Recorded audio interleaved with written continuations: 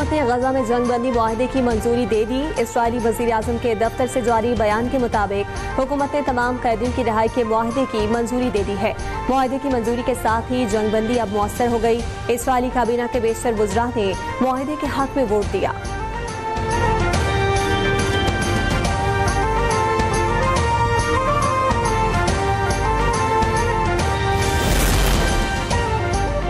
Israel और Hamas में अमन मंसूबे पर दस्तखत। गजा में जंगबंदी और गर्गमानी की रिहाई पर बाज़ाब्ता दस्तखत आज होंगे। अमरीकी सदर ट्रंप का समाजी राब्ते की वेबसाइट पर ऐलान, कहा कि तमाम गर्गमानियों को बहुत जल्द रिहा कर दिया जाएगा। इसराइली अफवाज एक मुतफ़िका लाइन तक पीछे हट जाएंगे। वज़ीर आज़म का गजा जंगबंदी मुआहदे का खैर मकदम। UN secretary general Antonio Guterres का अमरीका, कतर, मिस्र और तुर्किया की कोशिशों को खिराज तहसीन।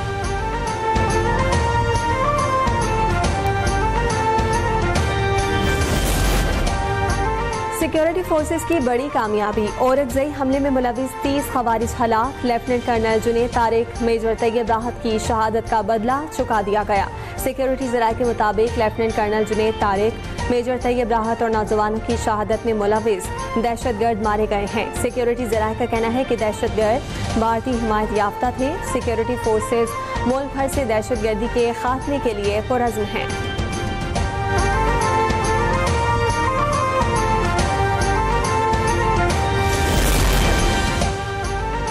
DGISPR आज दोपहर 2:30 बजे अहम प्रेस कॉन्फ्रेंस करेंगे। लेफ्टिनेंट जनरल अहमद शरीफ चौधरी की पेशावर से प्रेस कॉन्फ्रेंस बराह रास्त नशर की जाएगी। मुल्क में सिक्योरिटी सूरत हाल और दहशतगर्दी से निपटने के हालिया इक़दाम से मुतालिक अहम गुफ्तगू मुतवक्के।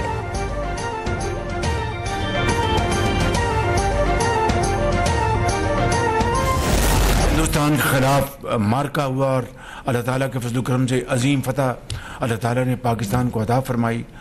अफवाज पाकिस्तान की जुर्रत, बहादुरी और पाकिस्तान के अवाम की दुआओं के साथ, और दूसरी तरफ मुल्क का शराजा बिखारने के लिए सब कुछ जो तबाही हो रही है, ये आग और पानी का खेल ये अब नहीं चल सकता। बिल्कुल पाकिस्तान के साथ लड़ना और पाकिस्तान को बचाने के लिए लड़ना, ये लकीर खींची जा चुकी है। हमारी अफवाज के जवान और अफसरान मुल्क की खातिर हर रोज कुर्बानियां दे रहे हैं।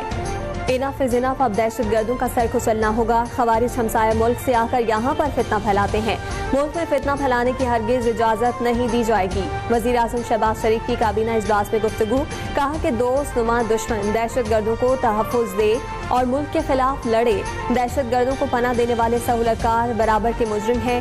आग और पानी का खेल मजीद नहीं चल सकता। ठोस फैसले करने का वक्त आ गया। भारत को जंग में शिकस्त देने पर दुनिया भर में इज्जत मिली।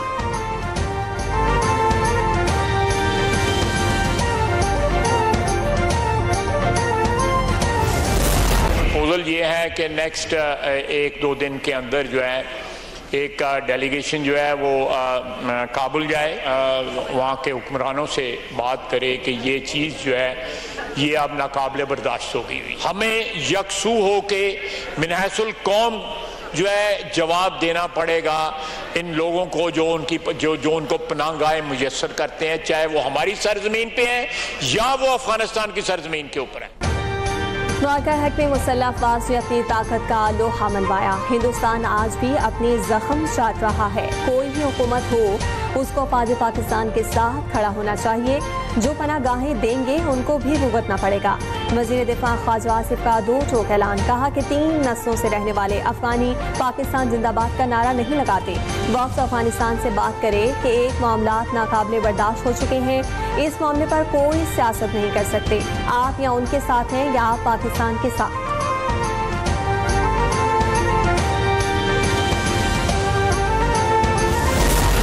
कि अली अमीन गड्ढापुर से रंजिश ये थी कि तुम दहशतगर्दों की ठीक तरह से सहूलतकारी नहीं कर पा रहे। शायद अली अमीन गंडापुर उस हद तक ये मिशन पूरा नहीं कर सके बानी चेयरमैन PTI का जिस हद तक उनको तवक्को थी। तो ये जो सुहेल आफरीदी को लाया गया है, ये इसलिए लाया गया है कि दहशतगर्द और उनके सहूलतकारों को मुकम्मल तौर पे सपोर्ट किया जाए, प्रमोट किया जाए। अली अमीन गंडापुर को बानी पीटीआई ने दहशतगर्दों की सहूलतकारी ना करने पर हटाया। सुहेल आफरीदी को दहशतगर्दों की सहूलतकारी के लिए लाया गया।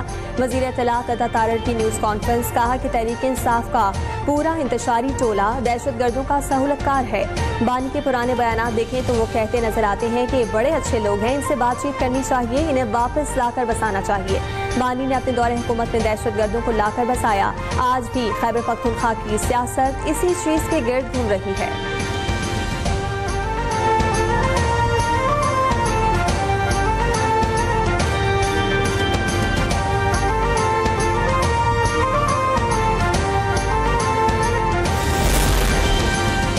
अली अमीन गंडापुर का इस्तीफा मुअम्मा बन गया। 24 घंटे बाद भी इस्तीफा मंजूर न हुआ।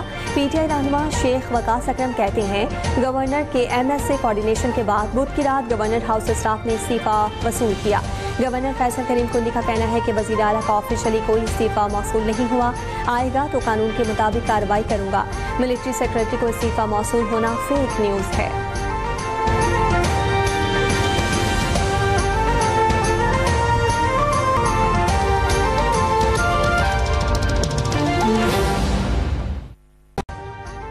अभी सब्सक्राइब करें ताकि कोई खबर रह न जाए।